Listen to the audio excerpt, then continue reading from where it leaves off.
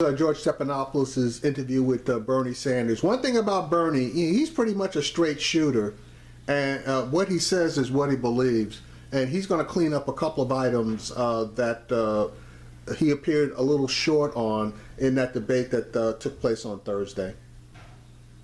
Let's get a response now from Senator Bernie Sanders. He's here live in the studio this morning. Senator Sanders, welcome back. You just heard Secretary Clinton right there, implicit defense of her fundraisers in California last night, saying she's raising money for Democrats. By contrast, her campaign has said that's something you haven't done. That's not accurate, George. We have, over the years, sent out a lot of letters for Democratic candidates. Not in this campaign. No, not in this campaign. But in the past, we have, and raised millions of dollars for Democratic candidates. But I think the issue is, what is the future of the Democratic Party, and how does raising money and the way you raise money reflect that future?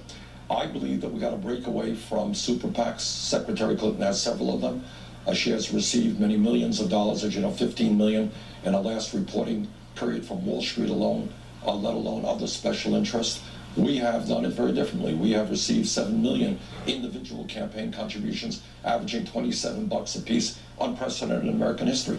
But the bottom line here is, how do you revitalize American democracy? I don't think you do that by raising money from the top 1% and then say to working class people or the middle class, I'm here to represent you. That kind of doesn't pass the laugh test. People see that. And that's why so many people don't vote, why they understand that Congress ends up working for the people on top rather than their interests. So I think we need a revolution in this country, certainly in campaign finance. That means overturning Citizens United. For the Democratic Party, it means an emphasis on getting more working people, young people in the political process, a dependence on small campaign contributions, not big money, the way Secretary Clinton is raising it. You heard her answer there to your latest ad here in New York, saying your campaign is trying to make something where there is nothing on the minimum wage.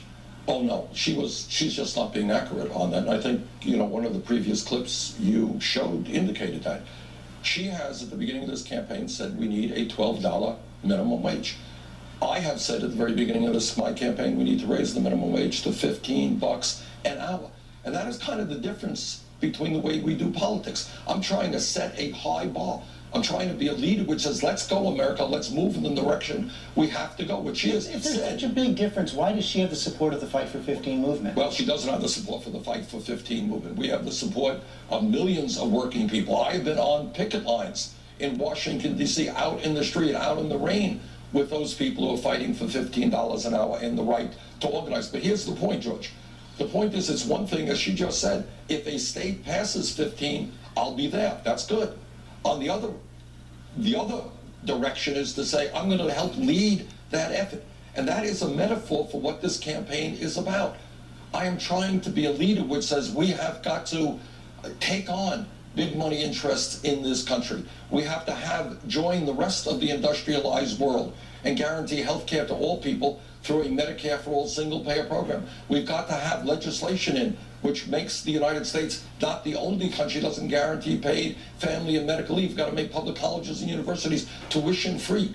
We can do that. We're the wealthiest country in the history of the world if we have the courage to take on the big money interest. And you can't do that when you're dependent upon them for your fundraising. So I think the difference in the minimum wage discussion you're seeing goes beyond that. I am trying to lead this country in a different direction. What Secretary Clinton just told you is, well, yes, if a state does it, I'll sign the bill. Or if Congress passes, as you said as well. But I want to lead that effort, not just follow. Let me break. See, and that's the difference, just as he indicated. He's trying to be a leader. He wants to lead on all these issues, and she wants to acquiesce once the work is done. And that, that doesn't cut it.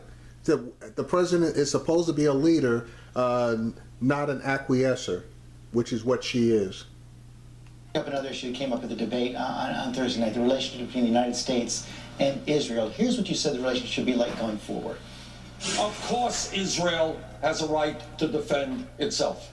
But long term, there will never be peace in that region unless the United States plays a role, an even-handed role. Take that kind of even-handed approach under President Obama?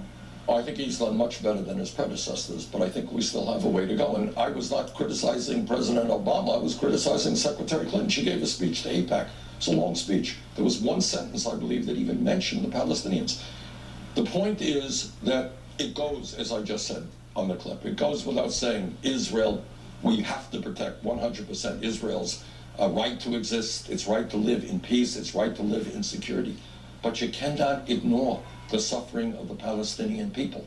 And long term, the only way we bring peace into that region. Do you think Secretary Clinton has ignored the suffering of the Palestinian people? Well, I think if you listen to her speech, that was the major speech. She had one line on the Palestinian people. I said, and let me repeat it again, is that I think that Israel has every right in the world to respond to terrorism. But I think in the Gaza, it was a disproportionate response. You had some 1,500 civilians killed. I think you had 10,000 or so wounded. That was a disproportionate response. And you can't just always nod your head to Netanyahu. He is wrong on occasion. Yeah, the head of the ADL said that that comment, it plays into the hands of the image that Israel is the main problem in this conflict. Well, they could say what they want. I didn't say Israel is the main problem. All I am saying is you cannot ignore the needs of the Palestinian people. Right now, as you know, in Gaza, there is mass destruction that has not been addressed right now. Poverty rate is off the charts. 40% people are unemployed. We are the United States of America. If we want to bring people together, we have got to address those issues. Let me also ask you about the issue I asked Secretary Clinton about. She said she's not prepared to take a position on that legislation from Senator Schumer backed by the 9/11 families, which would give them the right to sue Saudi Arabia or other states who are held responsible for state-sponsored terror. And they're outraged this morning. The cover of the Daily News, New York Daily News this morning, the families responding to that threat from Saudi Arabia that they would pull out $750 billion in assets from the United States if legislation like that passed. What's your position on that legislation? Well, we can't be blackmailed. But again, I have to tell you, I agree with the Secretary on this one, but my nuance is different, though. I have said throughout this campaign that we are not taking a hard enough look at Saudi Arabia, and it's not only the people who came from Saudi Arabia who participated in 9/11. The evidence is pretty clear. Saudi Arabia is one of the most powerful and wealthiest families in the world. That's why they can threaten to withdraw hundreds of billions of dollars from our economy.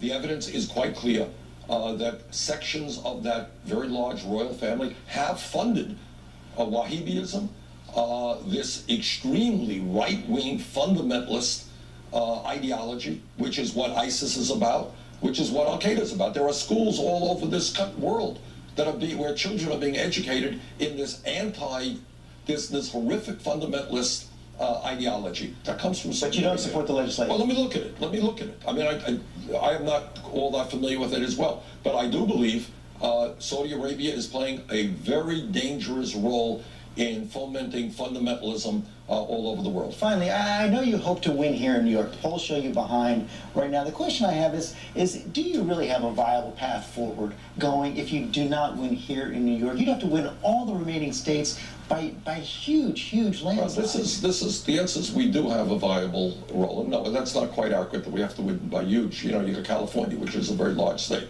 and we can pick up a lot of delegates there. And I hope, by the way, we're going to do better than the polls indicate here.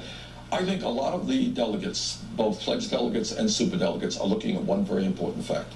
Turns out that Hillary Clinton is not all that strong a candidate running against Donald Trump, Ted Cruz, or John Kasich.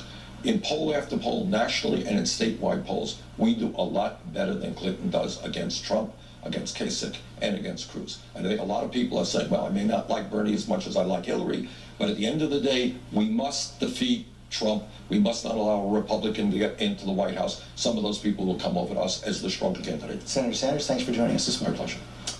Yeah, I thought that was a pretty good interview. There's not a whole heck of a lot that you could actually poke holes into. He did dodge that Saudi Arabia situation, but he was a little bit more clear as far as pointing out that Saudi Arabia doesn't have as clean a hands as they want everybody to think, and their attempt at a little bit of blackmail. So if they didn't think that there were going to be any issues, I don't think they would have pulled out that $750 billion blackmail card.